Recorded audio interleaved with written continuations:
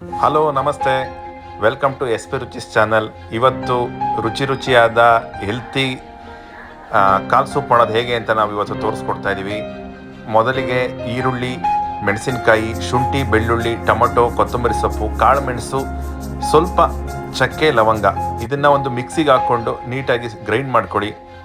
ತರಿಯಾದ paste ಇರಲಿ. ನೀಟಾಗಿ ನೋಡಿ ಮಿಕ್ಸಿ ಈ ಥರ ಗ್ರೈಂಡ್ ಮಾಡ್ಕೊಳ್ಳಿ. ನೆಕ್ಸ್ಟು ಒಂದು ಕುಕ್ಕರ್ಗೆ ಕಾಲು ಪೀಸ್ಗಳು ನೋಡಿ ಯಾವ ಥರ ಕಾಣ್ತಾ ಇದೆಯಲ್ಲ ಆ ಥರ ಕಾಲು ಪೀಸ್ಗಳು ಆಯಿಲ್ ಹಾಕಿ, ಈರುಳ್ಳಿ ಹಾಕಿ ಸ್ವಲ್ಪ ಫ್ರೈ ಮಾಡ್ಕೊಂಡ್ಬಿಟ್ಟು ಆವಾಗಲೇ ನೀಟಾಗಿ ವಾಶ್ ಮಾಡಿಟ್ಟಂಥ ಕಾಳುಗಳು, ಟಗರು ಅಥವಾ ವಾತ ತುಂಬ ಒಳ್ಳೆಯದು ಅವೆರಡು, ಅದನ್ನು ಹಾಕಿ ಸ್ವಲ್ಪ ಹಂಗೆ ಫ್ರೈ ಮಾಡ್ಕೊಳ್ಳಿ. ನೆಕ್ಸ್ಟು ಅರಿಶಿನ ಹಾಕಿ, ರುಚಿಗೆ ತಕ್ಕಷ್ಟು ಉಪ್ಪು ಹಾಕಿ. ನೋಡಿ ಇದು ಕಾಲು ಸೂಪ್ ಇದೆಯಲ್ಲ ಹೆಲ್ತಿಗೆ ಭಾಳ ಒಳ್ಳೆಯದು. ಕೆಮ್ಮು, ಶೀತ, ಈಗ ಕಾಲು ನೋವು ಇರೋವಂಥವ್ರಿಗೆ ಡಾಕ್ಟ್ರೇ ಇದನ್ನು ಸಜೆಸ್ಟ್ ಮಾಡ್ತಾರೆ ಕಾಲು ಸೂಪ್ನ. ನೋಡಿ ಇವಾಗ ಗ್ರೈಂಡ್ ಆಗಿರೋಂಥ ಪೇಸ್ಟ್ ಇದನ್ನು ಹಾಕಿ ಚೆನ್ನಾಗಿ ರಸ ಬಿಡ್ಕೊಬೇಕು.